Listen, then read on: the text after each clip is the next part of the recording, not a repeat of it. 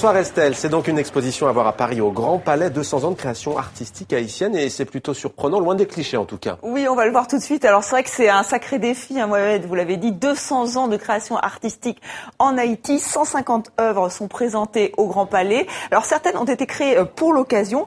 Les commissaires n'ont pas vraiment voulu suivre la chronologie, elles nous proposent 4 grands thèmes, sans titre, paysage, esprit et aussi des tête-à-tête avec des artistes emblématiques comme Jean-Michel Basquiat et Hervé Télémaque qui étaient d'origine haïtienne.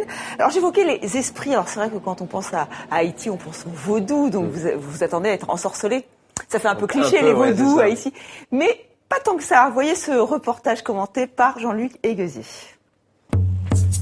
Mais qui est donc cette créature ? Sous le masque se cache Manuel Mathieu, un jeune artiste qui vit aujourd'hui à Montréal. Je me promène avec et c'est une sorte de réaction aux stéréotypes que tous les artistes haïtiens ou tous les Haïtiens sont des vaudouisants ou pratiquent le vaudou. C'est pas nécessairement vrai. Donc j'ai décidé d'utiliser ce stéréotype pour parler d'utiliser Spooky pour parler de ce stéréotype-là. Et pourtant, quand on suit Spooky, on comprend pourquoi le stéréotype a la vie dure. Ici, une croix. Là, un Saint-Sébastien. La religion catholique est omniprésente. Legba a fait un long voyage depuis Port-au-Prince. Cette statue de briques et de broc représente Saint-Pierre.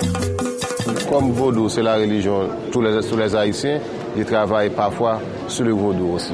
Par exemple, celui-là, le structure que vous avez vu là, il s'appelle Legba. Dans la mythologie vaudou, quand on parle de Legba, c'est un personnage qui est là pour ouvrir la porte pour tous les esprits. Des artistes haïtiens qui s'emparent des codes vaudou, certains les détournent, d'autres les invoquent. C'est vaudou, hein, bien sûr que c'est du vaudou. Ce n'est pas moi qui ai décidé de les faire comme ça. C'est en communiquant avec les esprits que je les ai créés. Je suis un artiste vaudouisant. Dubréus Lérisson fut l'élève d'un célèbre prêtre Tibout avant de devenir sculpteur. Aujourd'hui, il ramasse ses crânes et leur redonne une seconde vie.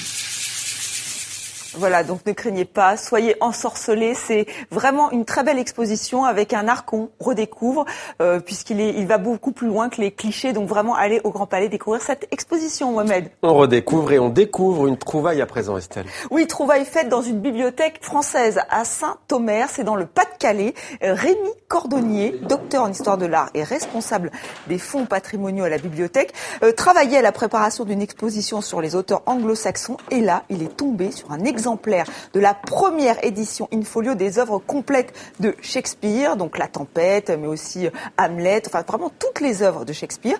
L'ouvrage date de 1623. Il en existe seulement 233 dans le monde et maintenant donc 2 en France. L'autre est à la très grande bibliothèque. La littérature toujours, Estelle, avec la disparition d'une grande dame du roman policier. P.D. James, alors si vous aimiez les auteurs de polar, le roman policier, vous devez la connaître. C'était une reine du crime, des intrigues au cordeau, un sens du rythme et un inspecteur très attachant, son héros récurrent. L'écrivaine britannique est morte paisiblement à l'âge de 94 ans. Si vous n'avez jamais lu P.D. James, eh bien je vous envie car ses romans sont vraiment excellents et je vous conseille Un certain goût de la mort. Il a été plusieurs fois primé. Et rapidement peut-être, Estelle, avant de nous quitter, du cirque rock, c'est cela, hein, du cirque électrique même. Comme on l'aime, moderne, acrobatique, rock, je dirais même sexy, comme les circassiens du cirque électrique. Ils sont en résille noire, on va les découvrir. Alors, ils enchaînent les prouesses acrobatiques dans la brume, d'où le titre de leur dernière création, Steam. Ils savent vraiment créer une atmosphère. La musique est jouée en direct, sur scène. Et vraiment, ils recréent un univers sombre, urbain. Les numéros sont impressionnants. Ils sont encore à Paris et ensuite ils partent en tournée dans toute la France. Toutes les informations sont sur leur site cirqueélectrique.fr.